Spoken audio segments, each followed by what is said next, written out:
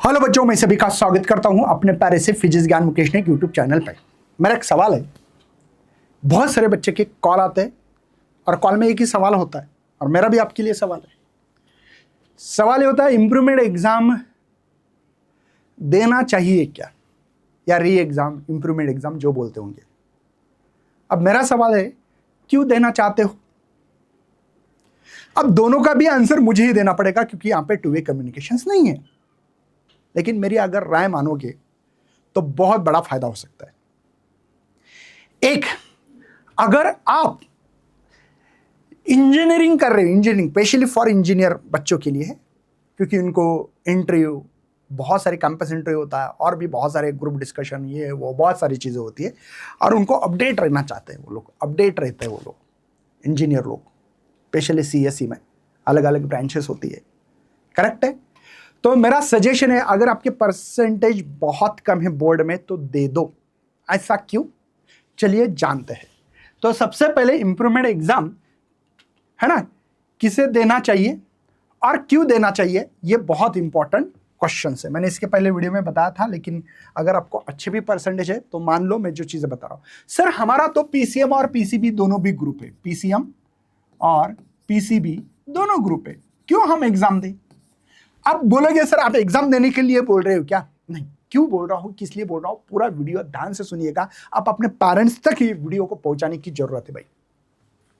अब ये PCM exam, PCB exam, अगर सर मैंने इस 2025 में जुलाई के एग्जाम नहीं दे रहा, जून जुलाई बोलो जो भी है, क्योंकि इस साल जुलाई में चलेगी एग्जाम, नहीं दे रहा हूं, कोई बात नहीं।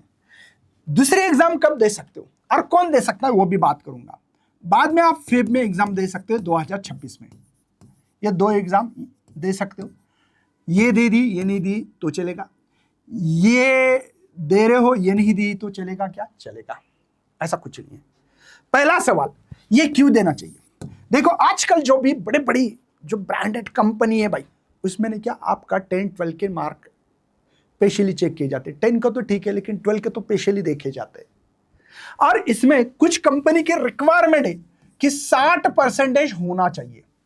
हर कंपनी नहीं करती, लेकिन कुछ रेपुटेड जहां पे आपको अच्छा पैकेज मिलता है 10 लाख 12 लाख, तो वहां पे चेक होता है कि आपके कम से कम 60 नंबर भी है कि नहीं भाई इसके। ठीक है, आजकल तो मुझे लगेगा कुछ दिनों के बाद आप जब आओगे, इंजीनियरिंग कंप्लीट होगा 4 साल के बाद, तो आपको 70% के आसपास नंबर होना चाहिए। कुछ कंपनी ऐसी कर सकती है, पॉसिबिलिटी है। डरो मत, डरने की कोई जरूरत नहीं, मैं डरा नहीं रहा हूं, आपको रियलिटी बता रहा हूं। कुछ कंपनी बोल रहा हूं, कुछ हद तक रिक्वायरमेंट होती है, बस 60 है तो ये आप इंटरव्यू दे सकते हो, तो नहीं दे सकते। तो ऐसे बच्चे ने इंप्रूवमेंट एग्जाम देना चाहिए। स्पेशली कौन से बच्चों को बात कर रहा हूं, जो सीएसई में है, इनके लिए बहुत टफ है। उनको हर कंपनी में अगर आपको जॉब चाहिए या हर कंपनी में आप इंटरव्यू देना चाहते हो, तो एक रिक्वायरमेंट 60 से 70% होनी चाहिए।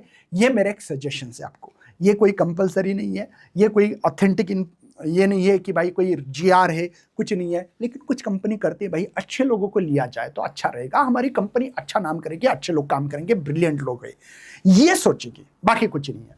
ठीक है, तो इंप्रूवमेंट एग्जाम कब दे सकते हो आप? जुलाई 2025 अगर आपने ये एग्जाम देना चाहते हो तो, नहीं तो 2026 का भी एग्जाम दे सकते हो। सर 27 में दे सकते एग्जाम? बिल्कुल नहीं। आपको लगातार ये एग्जाम होने के बाद 2025 में आपकी फेब में एग्जाम हो चुकी है, तो आपको जुलाई या जून भी बोल सकते हो, क्योंकि इस साल थोड़ी सी जल्दी एग्जाम है, तो ये एग्जाम दे सकते हो। या फेब 2026 में आप यही एग्जाम जुलाई 2026 में नहीं दे सकते, दोबारा आपको चांस नहीं। बाद में बोलते बच्चे, सर मुझे पता ही नहीं था, मैं तो इंप्रूवमेंट देना चाहता था। तो बच्चों सुन लो, ये वीडियो अपने पेरेंट्स तक, आपके रिलेटिव तक, जो भी 12th में बच्चे हैं, देना है नहीं देना है उनकी बात है, लेकिन ये हमारा सजेशन है, ये सजेशन मानना पड़ेगा आपको। ठीक है, एग्जाम कब दे सकते हो, समझ में आ गया? ये दो ही चांस है, दोनों में से आप। दूसरा, नंबर 1 ये हो गया पॉइंट। दूसरा पॉइंट ये है, सर अगर मैंने फेब की एग्जाम दे दी और जुलाई की दे दी, तीनों एग्जाम दे, पहले एग्जाम में मुझे 56% थे सर, जो कि आपने फेब 2025 में एग्जाम दे दी है। उसके बाद में आपको 60% आ गए, जैसे कि जून या जुलाई बोलो, जो भी एग्जाम बोलना है बोल सकते भाई आपको, ठीक है। 2025 में एग्जाम दे दी थी। और बाद में 70% आ गए सर मुझे, मैंने तीनों एग्जाम दी थी फेब 2026। तो मेरी कौन सी मार्कशीट होगी मेरे पास, आपको चॉइस करना, ये चाहिए ये चाहिए ये चाहिए। ऑब्वियसली आप 100% 70 वाली ही ले लोगे। अगर सर मैंने एग्जाम दे दिया, पहले ये थे, बाद में मेरा एक सर कुछ कारण था और उसमें मुझे ओनली 47% आ गए, फिर मैं फंस गया सर। लेकिन जुलाई में मुझे बहुत अच्छे नंबर आए थे, तो जुलाई वाली मार्कशीट ले सकते हो। आपको जो टॉप है मार्क, वो मार्कशीट लेने का अधिकार आपका होगा। भले आपको ये एग्जाम देने के बाद ये एग्जाम में नंबर कम आ गए, तो फर्क होगा क्या, मुझे यही लेना पड़ेगा क्या सर, मेरे तो परसेंटेज कम हो गए, मैं तो फंस गया हूं। बिल्कुल नहीं फंसे आप, कोई टेंशन मत लेना। इसका नाम है इंप्रूवमेंट एग्जाम। जो इंप्रूव कर दिया है वो आपकी मार्कशीट आप ले सकते हो आपके हाथ में, करेक्ट है। चलिए, दूसरा पॉइंट क्लियर हो गया। पहला, कब एग्जाम दे सकते हो, तो ये चांसेस है, इसके बाद में आपको चांस नहीं मिलेगा, दोबारा इंप्रूवमेंट एग्जाम नहीं दे सकते हो। इंप्रूवमेंट एग्जाम क्यों देना, आपके खुद के परसेंटेज बढ़ाने के लिए। कभी कभी कुछ कंपनी में कहीं पे भी बहुत सारे काम होते हैं कि भाई जहां परसेंटेज अच्छे लगते हैं तो दे सकते हो। भले आपने जुलाई में नहीं दिया तो और फेब में 2026 में एग्जाम देने का चांस है आपको, अगर आप बिजी हो तो आप ही, ठीक है, बाद में नहीं दे सकते। लेकिन पहला क्वेश्चन तो सॉल्व हो गया भाई, कब दे सकते हो, कौन सी मार्कशीट ले सकते हैं। नंबर 3 नंबर पे मैं और बात करूंगा आपको, ठीक है, कि सर ये तो बात सही है, किस लिए मैंने वो भी बताया, खुद को इंप्रूवमेंट करने के लिए। सर कितने सब्जेक्ट की इंप्रूवमेंट एग्जाम दे सकते हो, एक सवाल है। तो आपको ऑल सब्जेक्ट कंपलसरी बच्चों, ऑल सब्जेक्ट जो है ये आपको कंपलसरी है ऑल सब्जेक्ट, ठीक है। फिर आपका पीसीएम भी हो ग्रुप या पीसीबी है, इंग्लिश है, बाद में हिंदी हो, जो भी इलेक्ट्रॉनिक्स हो, ऑल सब्जेक्ट कंपलसरी होगा। चौथा सवाल है सर क्या प्रैक्टिकल देना पड़ेगा। हाँ, ऑल प्रैक्टिकल एग्जाम देनी पड़ेगी। ऑल प्रैक्टिकल जो है, ऑल प्रैक्टिकल है ना, देना होगा आपको, देना है, ऑल सब्जेक्ट की देना है।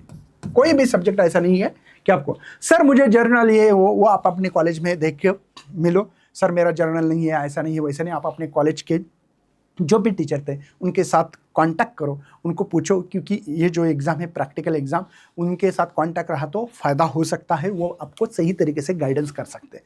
क्योंकि कुछ चीज़ें मैं यहाँ पे ओपनली नहीं बता सकता हूँ, ठीक है। तो ये 4 चीज़ें आपको बहुत इंपॉर्टेंट है। अब रही बात, क्या सर इतने कम दिन में मेरा मतलब अच्छी तरह से नॉलेज गेन कर सकता हूँ क्या, या मुझे एग्जाम में इंप्रूवमेंट हो सकता है क्या, आपको क्या लगता है। तो 100% हो सकता है।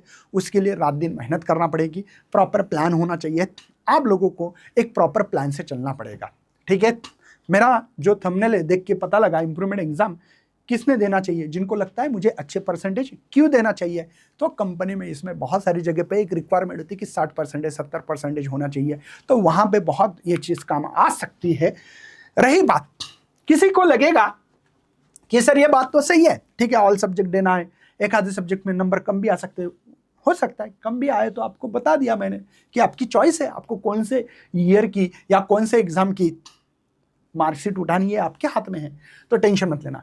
अब रही बात, इतने कम समय में होने के चांसेस है। हाँ, अब क्या करो, वन शॉट जैसे ज़्यादा वीडियो देखो वन शॉट ये वीडियो है बच्चों, ये वन शॉट वीडियो या महामैराथन जो भी बोलोगे वो देखना है, और डेरिवेशंस अच्छी तरह से करके देखो, न्यूमेरिकल अच्छी तरह से करके देखो। हो सकता है बहुत सारे बच्चे को इंप्रूवमेंट एग्जाम में बहुत अच्छे परसेंटेज, मैंने देखा है भाई 94, मेरे एक स्टूडेंट है 94 फिजिक्स में आए थे, जिनको फिजिक्स में ओनली 42 मार्क्स थे।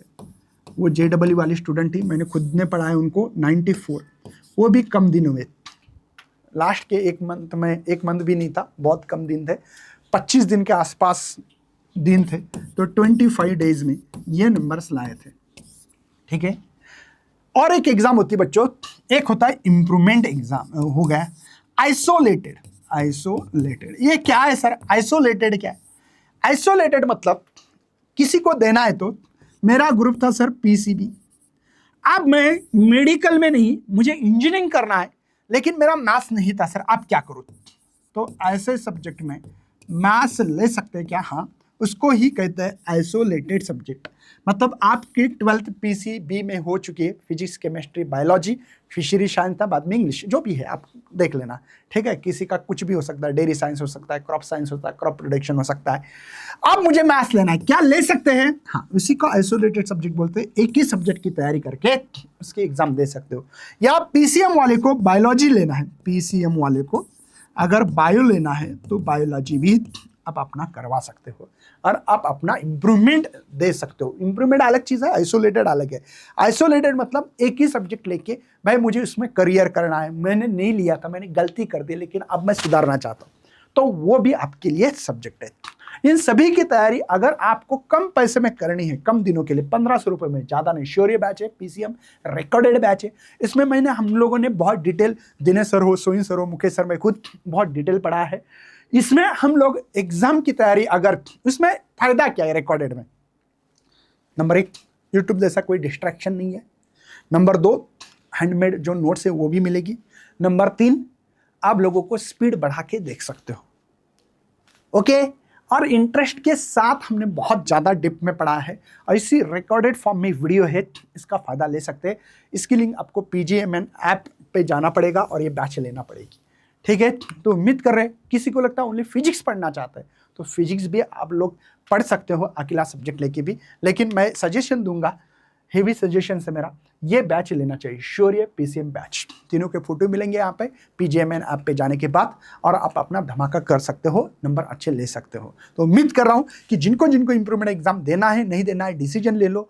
बिना काम की मत देना, मुझे बहुत अच्छे परसेंटेज है, बिना काम का टाइम पास भी मत करना।